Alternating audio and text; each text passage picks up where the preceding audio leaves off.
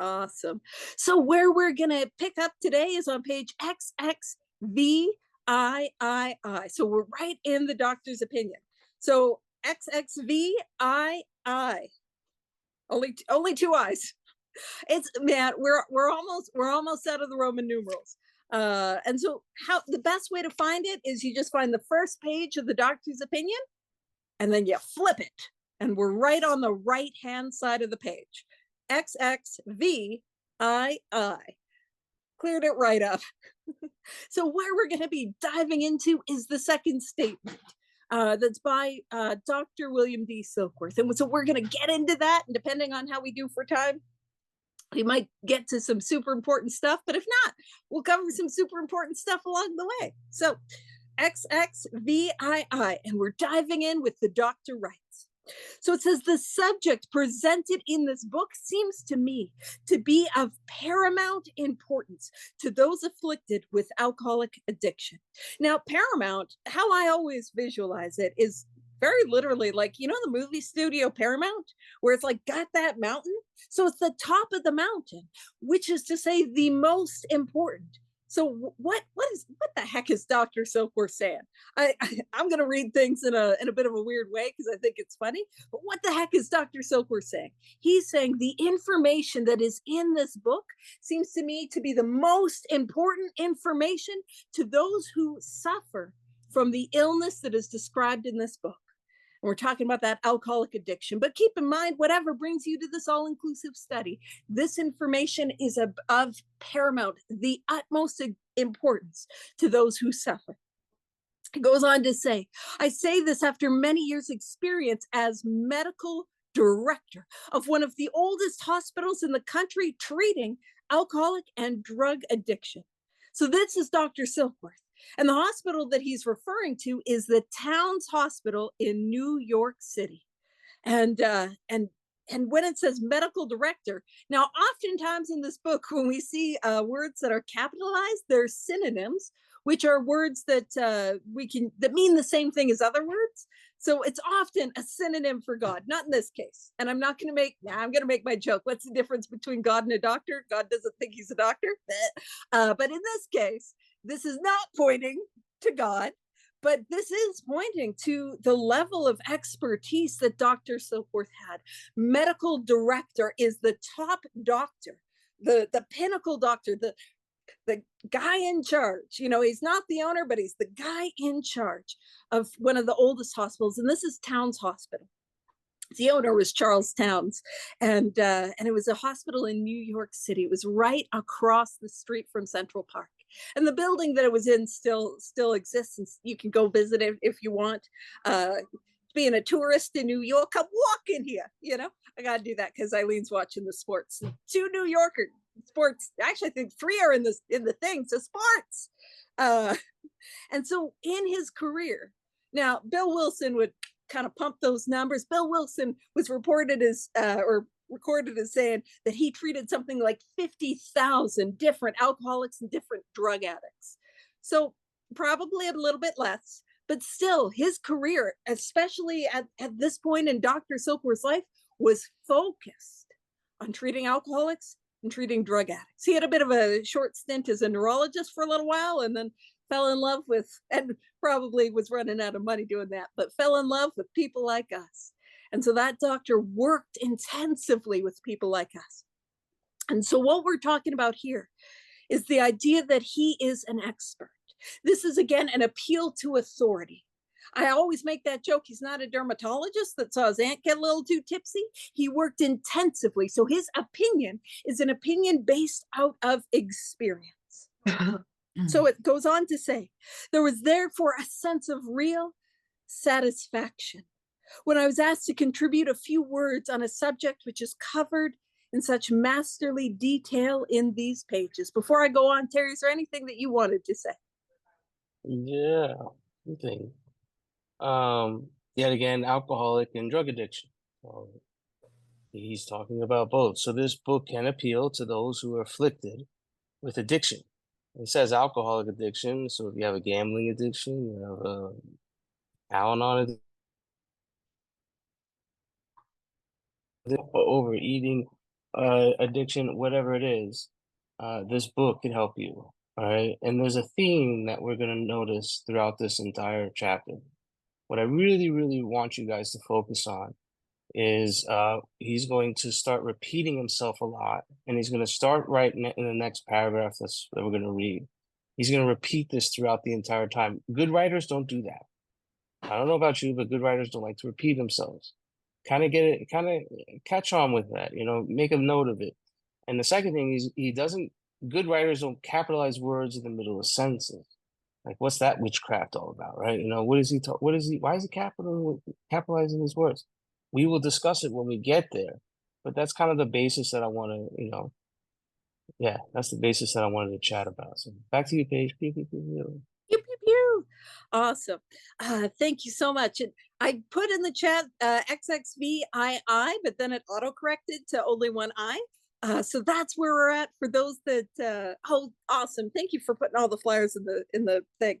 All right. So he says, there was therefore a sense of real satisfaction when I was asked to contribute a few words on a subject which is covered in such masterly detail in these pages. So he's saying like it was a privilege. So yeah, we are on page XXVII. That's where we're at. Doctor's opinion, XXVII. We're on the second statement. And you'll notice that, as Terry was saying, that Dr. Silkworth, in this statement, he's got a lot of repeating himself. And that's a thing that we see Bill Wilson do a lot throughout this whole book. And we're gonna see that repetition, and that repetition might have something to do with the fact that we can be a little stubborn, obstinate, perhaps a scotch, willful, and I'll just hear things and think that doesn't apply to me. So you got to tell me it 50 different times before I think, oh, maybe that's me. So he's saying like this is a subject that is covered so incredibly well in these pages, which is part of why we are studying this. And also the idea that this book, it's one of those books that like appears to be divinely inspired. Whether you believe that or not, that at least has been my experience. And part of why I say that's been my experience is, I don't know about you, but there's got to be some big book elves or some big book fairies. You know what I mean?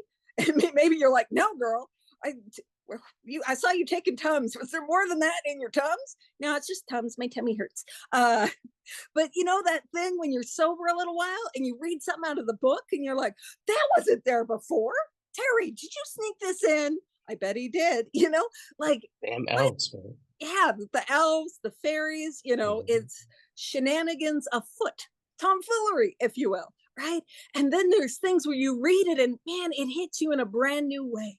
A sentence, maybe in the book that you read again and again and again, and all of a sudden its meaning cracks open. And so when we talk about it being divinely inspired, I think that points to it. But also, Bill Wilson was like 2 years sober. Anyone here in and around 2 years sober? Anyone here 2 years sober feel confident enough to write a book? And keep in mind, I will say, usually at 30 days, we're like, I want to write a book. And then at 90 days, we're like, I got to work at a treatment center. That is usually the path we follow, but at 2 years, we're kind of back to earth and like, I don't think I can write a book, so.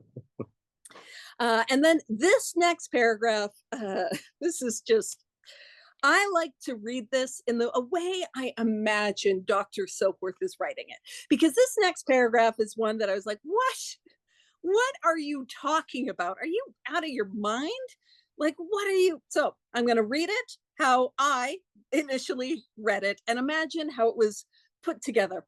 So it says, we doctors, because it's a hoity-toity doctor. We doctors have realized for a long time that some form of moral psychology was of urgent importance to alcoholics, but its application presented difficulties beyond our conception.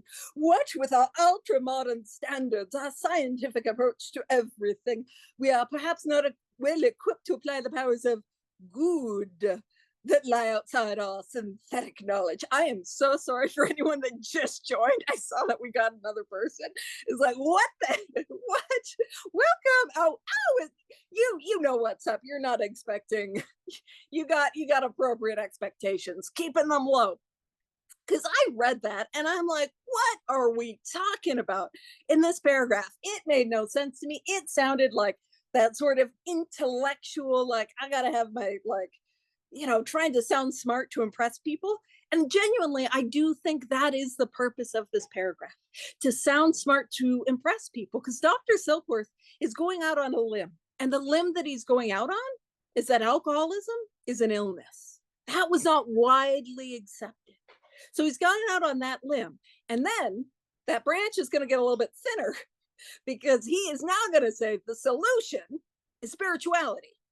Ooh, and he's a doctor. So when it says we doctors have realized for a long time that some form of moral psychology, what we're talking about is spirituality. Now, this is the first time in the doctor's opinion that we're going to see moral psychology used. But I want to be, it's XXVII. But if you got a third edition, it could be different. Sorry, I have the chat open, which I learned that I can leave open on my tablet, which is disastrous for everyone. Terry, just tell me, shh, shh, just shush me and like usher me aside. It'll be great. But when we talk about moral psychology, pew pew, and hi Terry, it works. I'm like a squirrel. What we're talking about is going to be the 12 steps to produce a spiritual awakening. Now, at this point, it's pointing to a more generalized spirituality. And so he's saying, like, we doctors, we had a sense that y'all needed some sort of God. That's what he's saying. I'm just going to page it up, from moral psychology to y'all need God. And it was of urgent importance. Urgent importance. He's like, you need God and you need God yesterday. Like, you need to find this power and find it in a hurry. And when he talks about its application presented difficulties beyond our conception, he's like, I'm a doctor. I'm a science man. I don't know how to give alcoholics God. I don't know how to write a prescription, although Dr. Bob had one for finding God. And I love that he talks. So he's trying to, I believe, skirt around a little about the talking about God, talking about a higher power. But I love that he's like, we're perhaps not well equipped to apply the powers of good. So it's like he snuck in an extra O right there, good. Take out an L, power of God, which lie outside our synthetic knowledge. That synthetic knowledge is what we can see and hear and feel, like the tangible world. So it's like, how do you tell a drunk, a hopeless drunk, that they got to find spirituality? And that's what he's trying to say. He's like, these guys need spirituality and we don't know how to give it to them. So anything you want to say on that, Terry? Yeah, and that's the trend. And that's the trend that we're going to talk about. That we doctors don't know how to deal with it, but possibly a higher power can, right? And he's talking on behalf of doctors in this paragraph. And Paige broke it down the way that I was broken it down too. And literally, he's saying, what with the doctors' modern standards and doctors' scientific approach to everything, we doctors perhaps are not well equipped to apply the power of God that lie outside our synthetic knowledge. I mean, he's being super careful on how to deliver this because he is on thin ice, right? But this is the start of the thread that I want you guys to notice. And you're going to notice with the next two doctors that the big book introduces to us, Dr. Carl Jung and Dr. Percy Jackson. I just saw that movie the other day. Percy Pollock, right? Yeah, all three of them said, we don't know what to do with you guys, right? You guys are 100% hopeless. You need divine help. I mean, there is some type of power out there that you guys need to find, because I'm watching these cats talk to each other and tell each other stories, and the power of God is working in and through them. I can't explain it, but it's working, right? Yeah, that's all I got. Pew, pew, pew, pew. Pew, pew. I love that idea. You're like, it was broken down the exact same way. I'm like, did your sponsor do the voice and everything? It's not the same if they don't do the voice. You can get sober if your sponsor doesn't do. In fact, you have a better chance if your sponsor doesn't do the voice. All right. So, and Percy Jackson, is that the lightning thief? Because we're the lightning thief. Yeah, lightning thief. Well, gonna have to make amends for that. Let me tell you. Come back around to that for step 9. And then lightning in a bottle, isn't that a euphemism for alcohol? Sorry, focus. All right. Focus, so many Squirrel, squirrel, squirrel. Squirrel, squirrel. It's worse. It's worse today. It's not ever good. All right. Many years ago, one of the leading contributors to this book, so you can write in your book, that is Bill Wilson. Bill Wilson. That's who we're talking about. Because I mean, when I read this, I'm like, who are these? Like, I didn't know. Bill Wilson. It says, came under our care in this hospital, and while here, he acquired some ideas which he put into practical application at once. And so, what are these ideas? And not just these ideas that he held in his mind, these ideas that he put into practical application. So, what happened is Bill Wilson, he goes to Downs Hospital for the first time. And he learns about the nature of his illness. He learns that he's got a physical allergy, that once he starts to drink, he cannot control the amount that he takes. And then he learns that he's got a mental obsession. This obsession of the mind that when he is sober, he has a thought that takes him back again and again and again to that first drink. And he's like, wonderful, I know that, I'm going to stay sober, but he drinks again. Because of course he drinks again. That is the predicament. That is what it means to be an alcoholic, that I don't have the ability to stay sober on my own power, to stay sober in my self-knowledge. He drinks again. And he goes back to the hospital. Now, in Bill's story, it's only one more time, but in his actual life, I guess it was two times he went back. And in that second hospitalization, he learned the hopeless nature. He learned that is to have a physical allergy and a mental obsession, he will die of this thing. And he learned that he was going to die and far sooner than he thought he would. And he came out of there absolutely beaten and broken and hopeless, and he drank again. Because to drink again is inevitable for an alcoholic. To use again is inevitable for an addict. To binge again is inevitable for a gambler, for an overeater. To go back to the abusive ex is inevitable for the codependent. It is inevitable. That is my hopeless dilemma. And so he's sitting there drinking, and his childhood buddy, Ebby Thatcher, Throckmorton, our guy shows up. And Ebby Thatcher had been helped by a gentleman by the name of Roland Hazard. And Roland Hazard carried to him the message, and the message that was carried from Roland to Ebby. Dr. Bob's prescription, it's in the chat. Oh my gosh, my brain's not on point today.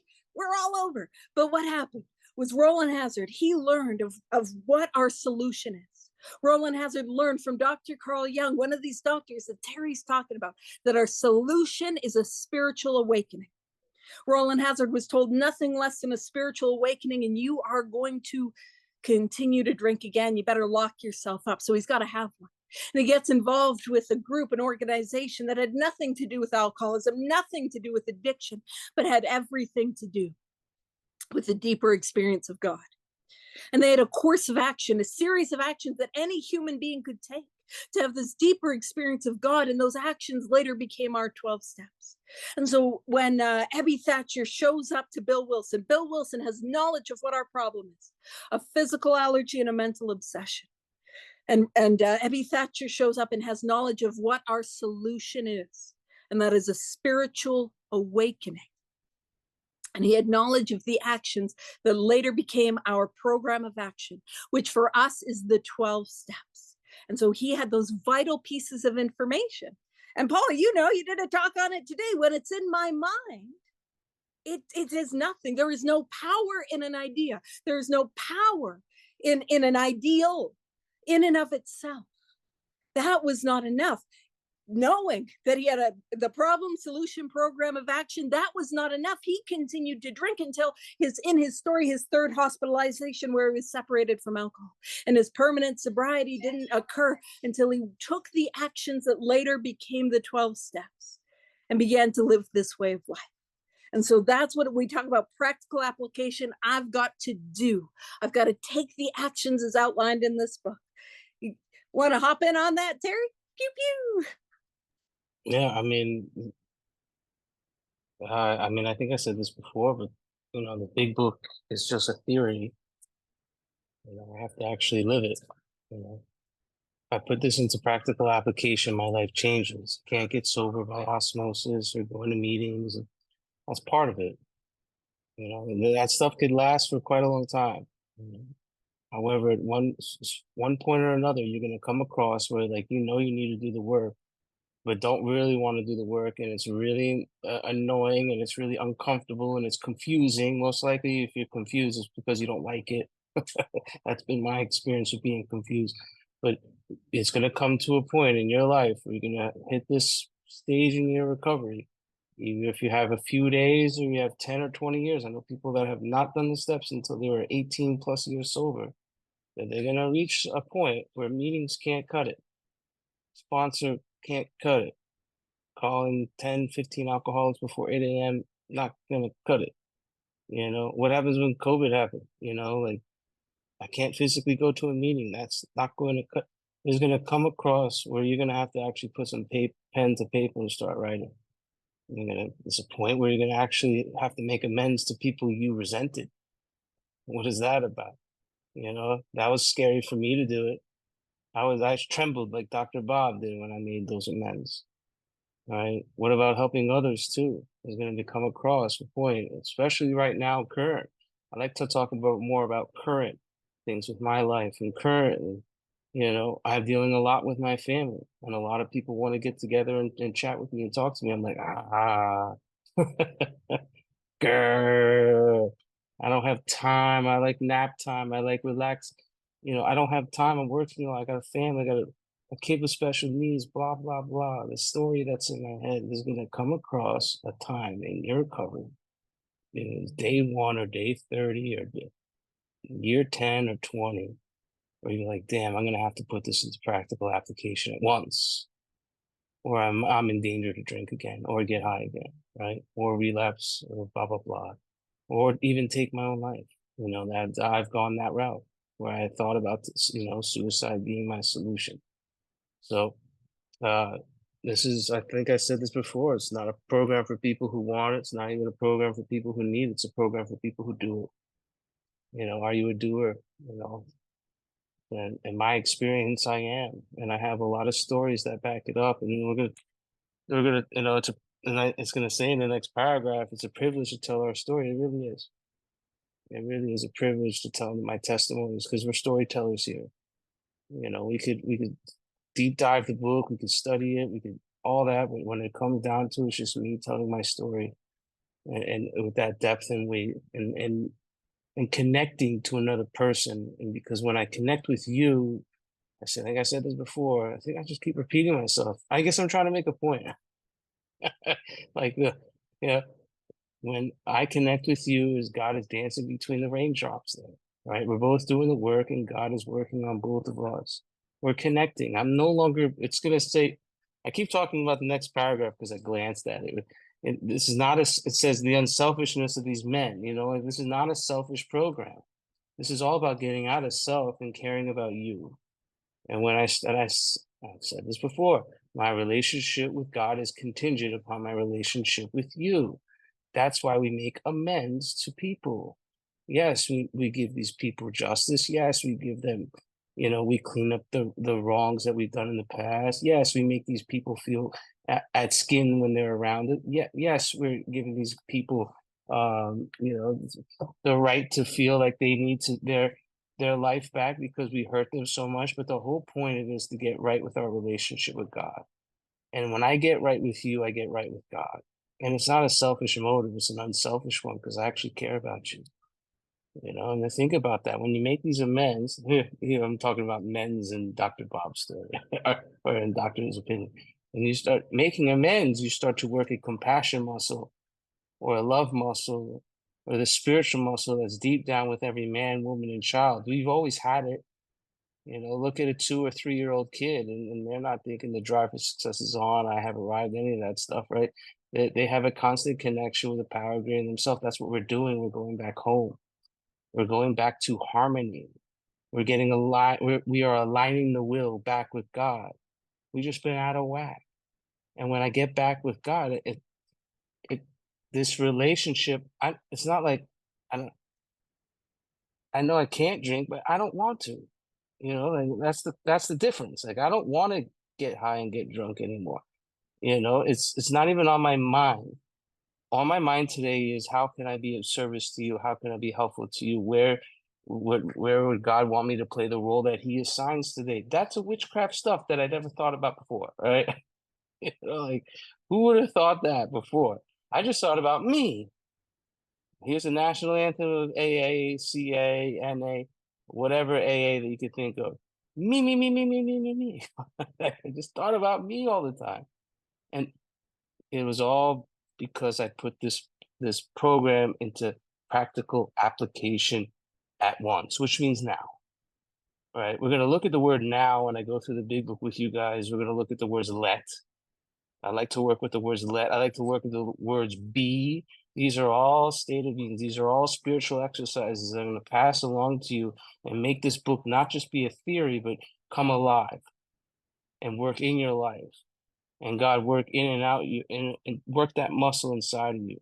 You'll be at oneness, not a two-ness, a oneness with this power.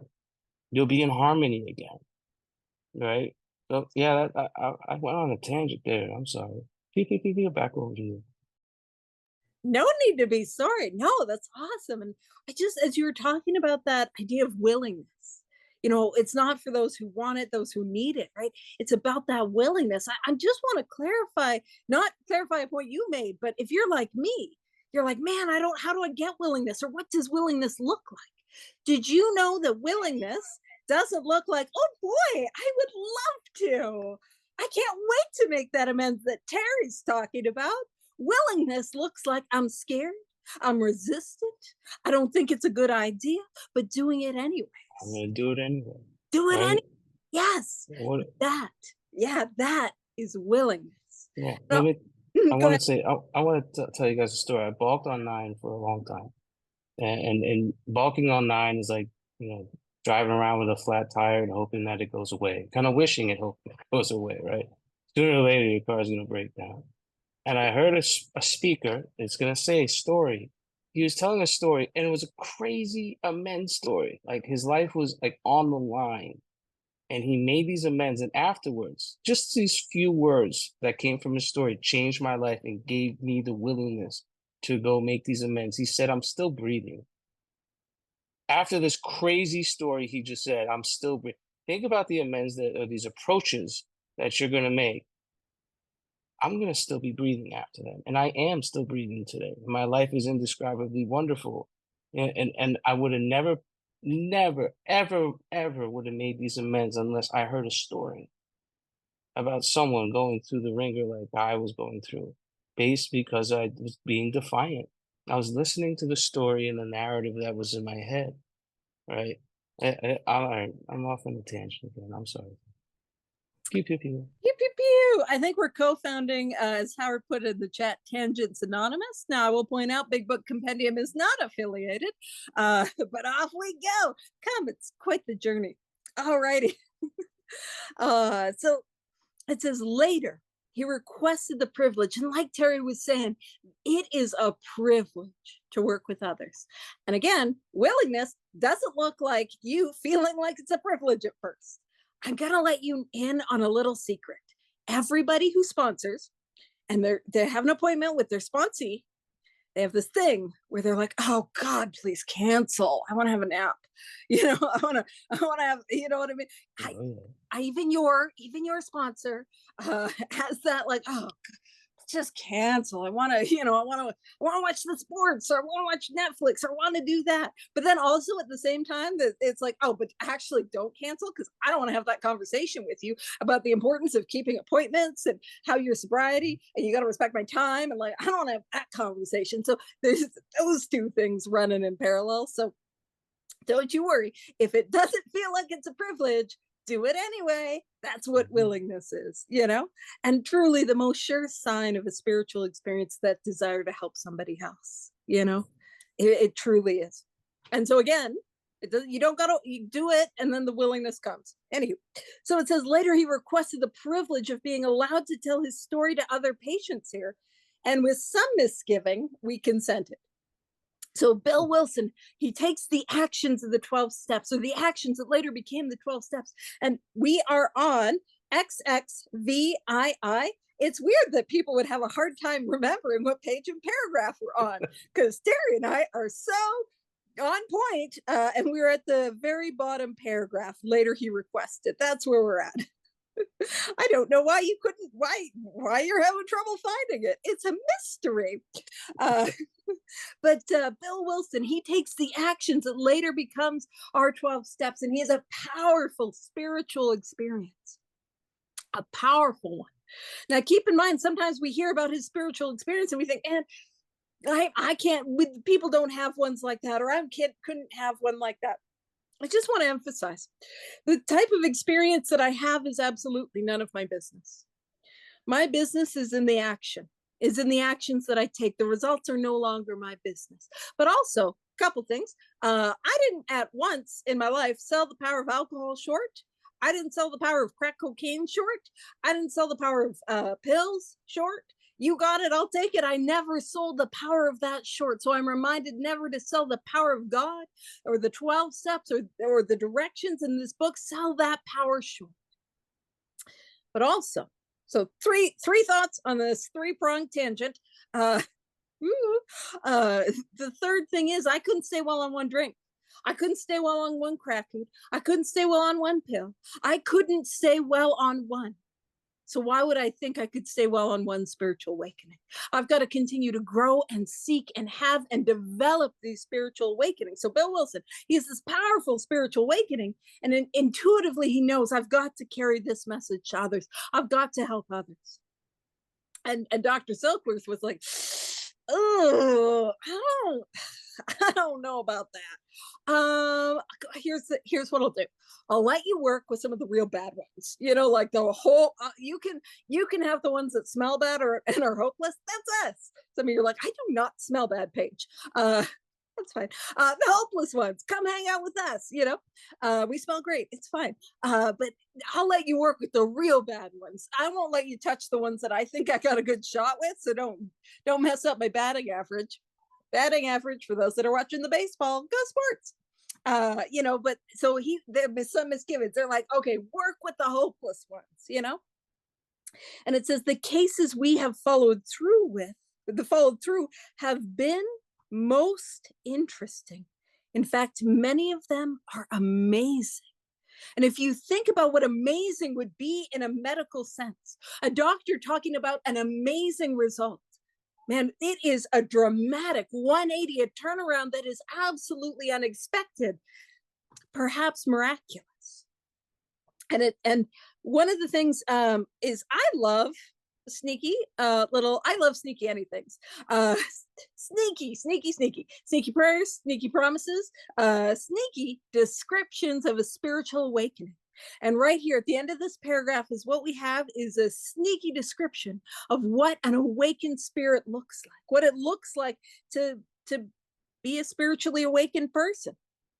So it says, the unselfishness of these men as we have come to know them, the entire absence of profit motive. This is not something that's done for anyone to get rich. And their community spirit, a gaggle of derelicts, a gaggle of like alcoholics, and do you know what they're doing? They are working together and by and large getting along. And even when they're not getting along, if there's somebody that needs help, they're going to put aside their stuff so they can help that new person. Like that, what? You know, that's not what happens when you get a whole bunch of us who have not done this work and who are in our cups together. It looks a lot messier. And it says, it's indeed inspiring to one who has labored long and wearily in this alcoholic field. They believe in themselves. And again, this is what it looks like. It looks like we believe in ourselves. But what do we really believe in? It says, and still more in the capital P power, which pulls chronic alcoholics back from the gates of death. I really want to emphasize God does the heavy lifting. Now, keep in mind, if I am on the front side of an amends that I owe, it really feels like I'm doing the heavy lifting. You know, you got to reach out to that person you don't want to make that amends. But I promise you, my experience is I take a little bit of actions. I take some stuff like some inventory and I share that with someone and I spend an hour in quiet and I pray and I meditate and I go make things right and I carry this. I take a couple series of actions. But man, the change that happens to me, God does the heavy lifting. I'm just doing I'm the grunt. I'm doing manual labor. God is doing the heavy lifting. So that power which pulls chronic alcoholics back from the gates of death, that is what I am doomed to. If I have this illness as it is laid out in this book, which means that I have no control once I start, and I have no choice, which is to say, when I say I do not want to do it again, I go back and I do it again and again and again. If that is me, I am hopeless. I will continue to relapse. I will relapse until I die of this illness or the pain and suffering of this illness, and I take my life. That is my prognosis. And I am pulled back from that by a power beyond myself. Again, I'm not doing it. It is being done to me. I'm taking some actions to make me put me in a place to be receptive to the miracle, but the miracle happens to me. Anything you want to say about that, Terry? And pew pew. Oh yeah, pew pew.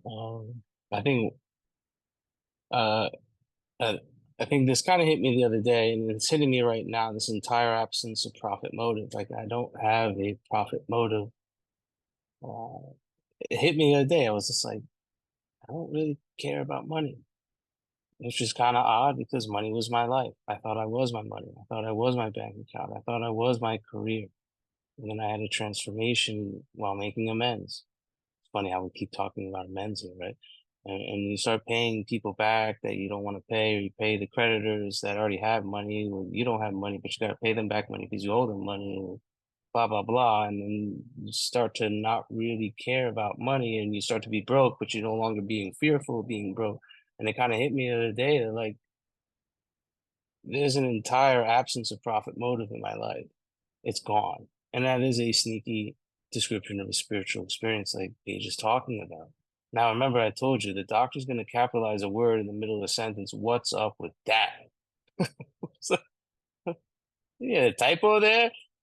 So he is referencing a power greater than ourselves. Every time they capitalize a word in the book, they're in the middle of a sentence, they're talking about a power greater than yourself. Now, here's a spiritual exercise for every single person in this room. At this point, we'll probably get to the. So there's 4 requirements for spiritual growth, and the 4th one is to do not let So where does it say? Do not. I'm gonna go to it. I'm gonna forget it. It's on page 47. And it's going to take us about probably 46 weeks to get there. So I'll give you the other 3 in 47 weeks. Right?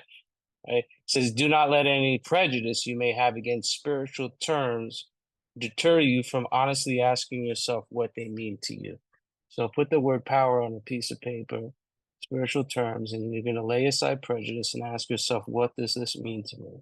What does the word power mean to me? It sounds electric. It sounds mighty to me. So I'm going to go pray to a mighty and electric God, right? And you're going to notice that while yes, you are creating a God, but in a nutshell, you're not. God is creating you while you do this, right? You're creating your own conception, your own relationship, your own personal relationship with power.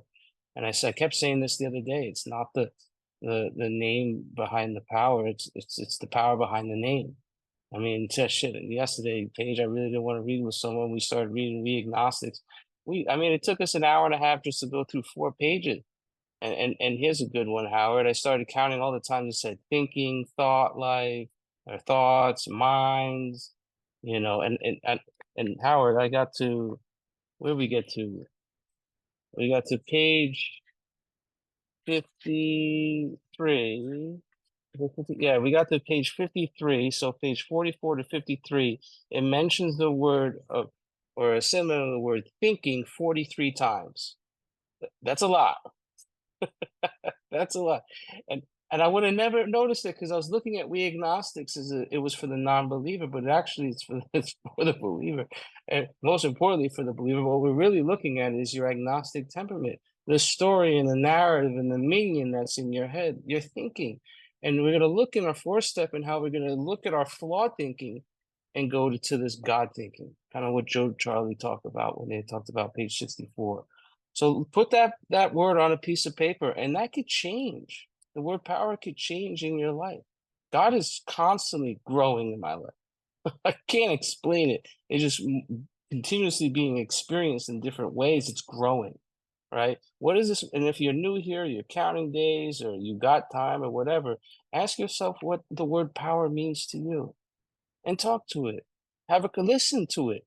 Have a conversation. I'm more of a conversationalist with God now. I don't really talk to him as much. I more listen to him. It's kind of like me calling up Howard, like, "Hey, how's the weather in Florida?" and hang up on him. You know? That's how I talk to God prior. Like, "Hey, how's the weather in Florida, Lisa?" And I got to listen to what she has to say, right? That is a relationship that has started from me asking what these spiritual terms mean to me, which is the fourth requirement for spiritual growth. We'll get to the next three in the next 47 weeks. Back to you, Paige. People. Pew pew pew. And so first and foremost, somebody here is sitting on amends. I know that for sure because Terry's got amends in his mind, amends on his heart. And you know that thing when you know you need to make an amends and you show up to a meeting and it's like, why are they talking about amends? Come on, Terry. Always, Yeah. always, always. So one of you guys is Yeah. you got some amends to make. I'll help you do it. I'll help you do it. I'm codependent. I'll do that. And I love that you were talking about that relationship with power because man, that's what it is for me. This idea of God is not an idea. What I am doing is I am building a relationship. And yeah, like I'll call Kathy, you call Howard, I'll call Kathy and ask how the weather is, right? And again, if all I'm doing is calling Kathy and talking about me, she's gonna be like, girl, I'm over this, you know. And also, if I don't spend time with people, if I don't build that relationship with listening, with talking, with spending time, with clearing away those blocks, man, we're not going to feel very connected. Some of you are married. You know what it's like when there's that unspoken thing between you, and Yeah. the spoons are being put away quite loudly, and we know what that means. You know what? But we're not talking about it. And so we don't feel connected. And I love it got me when you're talking about like write what power means to you. Now this is not in the book, and this is absolutely ADHD is what that is. It's unmedicated, undiagnosed, unmedicated squirrel. But there's a beautiful meditation technique that one can do. And I can't remember the exact name of it, but what you do is you meditate. Like, for example, what is power? Maybe power is strength.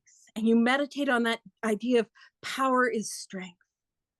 And then you meditate on the opposite. Power is not strength. What does that mean? And then you go for a double negative. Power is not strength.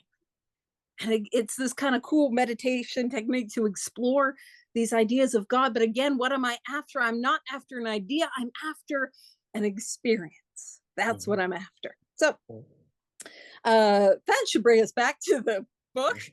You want me to read? So it says, You of want me to course. Oh, go ahead. Were you gonna say something, Terry? I was gonna say, did you want me to read or you want to keep If you want to read, I'm more it? than happy to switch it off. Yeah. Yeah, let's switch it. Of course, an alcoholic ought to be freed from this physical craving. Underline the word craving. When they talk about the body, when they talk, so what's the difference between craving, obsession? You guys ever heard someone? I said it. Ever heard someone say, "I said it"? Oh, I'm craving alcohol right now. I'm craving. No, I'm sober. I'm obsessing over it. When they're talking about craving, they're talking about alcohol being inside your body or drugs being inside your body, and you want more, right? What's up, Josh? Welcome to the club. Right? Craving for liquor, and this often requires a definite hospital procedure. Another repeat, right? We're talking about you definitely need a hospital procedure before we are approached and before we approach someone else. Right? Why? Remember your day one or two. Were you listening to anything else besides yourself? No, most likely not. This often requires, okay, before psychological measures can be a maximum benefit, right? So we believe, and so suggested a few years ago, that the action, underline the word action, because we're going to talk about the effect down at the end of the page. Here's the action. The action of alcohol in these chronic alcoholics is a manifestation of an allergy. The phenomenon of craving is limited to this class and never occurs in the average temperate drinker. These allergic types can never safely use alcohol in any form at all. And once forming the habit, that's a statement. Ask yourself that. That's a statement. Turn that into a question. Have you formed the habit when you drink? I'm sorry, when you drank, did you form a habit? Yeah. Or let's narrow this down. Remember, I asked you in the beginning, ask yourself, reflect on this. Make this a consideration. Am I an alcoholic or am I an addict or am I both or am I neither? Am I an overeater? Am I a gambler? Am I someone who has lost the power to choose whether I'm going to be an Al-Anonic? I can't say that word now. You know, am I going to be drunk off of control? Right? I guess that's their drug of choice, right? You know, do I have this? This we're looking at actual physical, um, what the action of this substance or whatever you want to call it does to me. Did I form a habit with it? Did I form a habit with cocaine? Yeah. Did I form a habit with marijuana? No, I didn't. I was able to stop. Did I form an alcoholic with pornography? No, I actually was able to stop. Did I form a habit with painkillers? Now I lost. Yeah, that was my baby right there, right? Did I, ask yourself these questions. You could pinpoint what did you have an actual allergy to if you take statements and turn them into questions. And they found that they cannot break it. So that did I form this habit? Here's a statement turned to a question. Did I have a trouble breaking it? Well, with marijuana, I was able to break it when I got out of high school. Or what about cocaine? No, brought me down to my knees. What about alcohol? Oh, I did go to 4 rehabs when I was in high school, but that was a long time ago, right? I, I was able to break it, but then I went back to it later on. Ask yourself this: pinpoint where exactly did you lose control when you put this substance into your body, or with gambling or anything like that. Once having lost their self-confidence, that's a statement. Did you lose your self-confidence when it came to cocaine, marijuana, alcohol, other people, right? I got a friend who says, I snort people. That's their drug of choice, right?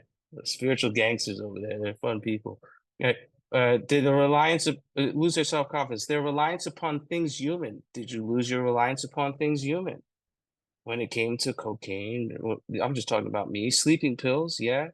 Their problems pile up on them. Did your problems pile up on you when it came to that specific drug? Yes, cocaine, alcohol, sleeping pills, and become astonishingly difficult to solve. Hell yeah, right? I found doing this work and pinpointing, and I found out I sold my soul to four things. It was cocaine, alcohol, it was sleeping pills, and it was opiates. Those are the big four, right? I don't encourage people, oh, what is it? So, yeah, I didn't lose control when it came to marijuana. It doesn't give me the damn or the opportunity to go get high, right? Because what am I doing if I go get high? I'm most likely treating a spiritual separation. You could call it a spiritual malady, right? With something that's an outside a substance to feel better inside. Now check it. Hey, I got I have my medical marijuana card. Yeah, I know it's bad for me. People tell me it's bad for me. Well, what happens if you're on a deserted island and you forget your weed at home? And the only thing that's there is a bar. Oh, you're gonna feel restless, irritable, and discontent inside, right? But that bar starts calling your name. Oh, what happens if you do start smoking weed? What's gonna happen? Oh, that's probably the most dangerous thing I think I've heard from people who share that relapse. That like they don't take a drug and they lose control. They take something and they're like everything's okay. That's way more dangerous. Like, oh, I'll just keep using this. And then off the planet Pluto that they go to, right? If you start using this, it's going to bring you back to the love of your life, which is the big four for me, right? And yeah, and then this action alcohol, we're going to talk about the effect of alcohol. Action is what this alcohol actually does to me, right? This physical phenomenon of craving, I lose control whenever I drink. But the effect that I love by it is what it does for me. And we're going to look about that when we're so in a sober state of being. All right, back to you, Paige. Pew, pew, pew, Pew, pew. Oh, pew, I forgot. pew. I No, no, forgot. yeah, it's don't you worry. I'm all over the place. Pew pew. And so when it talks about that, we believe in so suggested a few years ago. It's referencing an article that Howard has put in the chat because he was ahead of the curve. as we were off on a like mountainside over there talking about something. So he put that in, and it's Lancet is a medical journal. And it was published in 1937. So if you're interested in that article, you can read it. You click it in the chat. And so, well, what are we talking about? When we take alcohol, when we take these substances that produce an allergy, what does that mean? Oftentimes we come to the rooms and we know I'm one for the jokes, like, oh, it's an allergy. I break out in cuffs, or I break out in spots like Lethbridge or other people's beds or behind the dumpster, because you guys know that's where I go, like a lady, pinkies up. Uh, and so, what is an allergy? Now, an allergy is very simply an abnormal physical reaction. So, a reaction that happens on a physiological level that does not happen to most people. Now, I have a 1930s dictionary, not the official one, and I got a 1930s medical dictionary because I'm fun. And what I have for allergy is a natural hypersensitivity to an artificially induced stimuli. So, is it safe to say? Well, you guys let me know if my reaction, I'll tell you what mine is, to alcohol, to crack cocaine, to, yeah, pills, like, my reaction is normal or abnormal. So what happens for me is I take a drink, I take a drug, and the first thing that I experience is, you guys know, y'all know that normal people don't. They don't take a drink and like, ooh, that was my solution for life. You know what I mean? They don't smoke some crack and you're like, oh, that was the missing piece. That was the answer. They just one, they probably don't smoke crack, but they just have a drink and get a little fuzzy and, I don't know, go about their day. I really kind of quite can't quite conceptualize that. But you see, the other thing that is abnormal, I take that drink, I take that drug, whew, and even if it's only a moment, what happens for me is something switches off in the back of my head that tells me more. Mm-hmm. And the more that I drink or the more that I use, the louder that more gets. See, I don't know about you, but for me, I take a drink and it demands a second. And that second insists on four. And that fourth drink will not relent until I've had eight. And my eighth drink is screaming at me until I've had 16. You see, I take a drink and I get thirstier. Now, this is, I think, my second or third large Tim Horton Earl Grey tea when I'm at my house. I only have one a day. But I'll let you guys know that not once in my life, even though I'm having a little bit more Earl Grey tea than normal, it's my third Earl Grey. I'm getting called out. But I've not gone on a 3-day Earl Grey tea bender. Not once have I taken their TV and pawned it so I could get some more Earl Grey tea. You know what I'm saying? I didn't go in the pantry, find some chamomile and snort it because it's got to be the same. I had 3. They're like, we're going on Timmy's run. You want some? I'm not going to say no. You know what I mean? I got some control. Not a lot, but some, right? So that is a normal response to just have some. But you see, most people's red light is my green light. If you ever talk to a normal person, I shouldn't say normal. If you ever talk to somebody that does not have the allergy, they'll tell you things that are just, it's like they're speaking another language. Like this idea, like, ooh, I'm starting to feel it. I need to stop. It's like, what? I'm sorry, what? You're feeling it, and that red light green, like, let's go, I'm feeling it, I need more. And I often, some of you guys are probably sick of hearing it, but I got this one where it's like, what is a non-allergic reaction? Yeah, I can only have one, because a non-allergic reaction to alcohol. You know what that looks like? It's wild. It looks like honey and sweetie, Pookie. I've not gotten better at pet names. I am not a pet name person, as we can tell, because when I talk about the co-founders, it's like, my homie, my guy, what up, dude? But normal people seem to have pet names, and they'll be like, sweetie, I'm gonna go to the bar, and I'll have 3 drinks, and I'll be home by 9. And do you know what they do? It's wild. It's wild. They go to the bar and they have 3 drinks and they're home by 9 and their pants are dry and they've got both their shoes and they're with the person they're supposed to be with and they're not behind the dumpster smoking crack. I can't relate to that. You know what I'm saying? I'm behind their wet pants, pinkies up. You know what I'm saying? Like a lady, so my reaction is abnormal. And some of you are like, clearly. But again, there's no morality in that. I also have an allergy to, maybe it's more of an intolerance, but to onions and peppers. But that's not because I'm a fallen woman.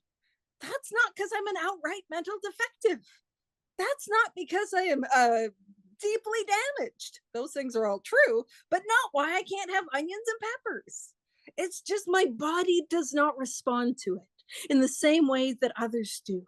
But like if we have a little bit of a little bit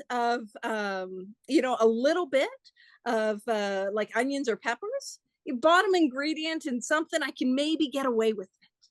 But here's my experience. If I have that, like the more that I have, do you know what I mean? The more that I have, the stronger the reaction. So if you give me all onions, you just onions like a skillet. I don't know. Like I am not okay. So the more I have, the stronger the reaction. So it's like that. The more that I drink, the more that I smoke, the more that I pop, the more that I whatever, the more I text that guy, the more that I whatever it is, the stronger the reaction. Can I relate to that? And yeah, and can I relate to that idea? Like when we talk about reliance upon things human, reliance upon things human is, oh gosh, we're not, I gotta shush it up soon. Reliance upon things human is love of family, a good job, the best treatment center, the best employer, the best sponsor, the best meeting. That is reliance upon things human. And man, have I had problems piling up. Has that been my experience? So over to you, Terry. Pew pew. Yeah. Yeah, I mean, we're looking at the first half of the first half of the first step, right? We're looking at the physical powerlessness of what you possibly have. And if you have questions, like, hey, I don't know if I really am had issues with that. This is all about a reflection of your experience in your past, right? And we tell stories like Paige was just talking about a bunch of stories, like, hey, I identify with that, right? And I look back at my history and I'm like, yeah, that happened to me. I mean, one thing that popped out to me is these allergic types can never safely use alcohol in any form at all. Like, there is no motive for me to safely use these stuff anymore, right? I'll give you my experience. I know people that don't was it cook any food with like Marcella wine and stuff like that. Do whatever you need to do, right? And that's just go do what you think you need to do. That means complete abstinence. You could say alcohol in any different form, marijuana in any form, cocaine in any form, crack in any form. My experience where I didn't try because I don't have this motive to go out and go get high and drunk. I'm out to dinner with my wife and I accidentally take a sip of her drink. I thought it was a virgin, whatever it was, and it had alcohol in it, And the first things first, I went to God and asked God, I was like, "Oh God, I didn't try to do this on my own power. I wasn't looking for any vicarious pleasure." It's the first time I tried using that. I wasn't looking for any pleasure out of it, right? And the big bad wolf didn't come out. The big bad wolf didn't come out because I was in a place of neutrality. I was safe and protected. I was in fit spiritual condition, right? You're gonna have not opportunity. I mean, there's gonna time in your recovery because we're not talking about staying sober one day at a time, scratching and crawling, just getting by. We're talking about permanent recovery. You're gonna come across a situation where you accidentally take something, right? It's just possibly that. What are you gonna do? Go to God, right? Am I in fit spiritual condition? You know, but yeah, I mean, yeah, let's stop. I'm gonna shut up there. I know I'm past time. Pew, pew, pew. All right. I'll stop the recording and we will wrap it up with a, a prayer. Who knows which prayer it'll be? Probably the Serenity one.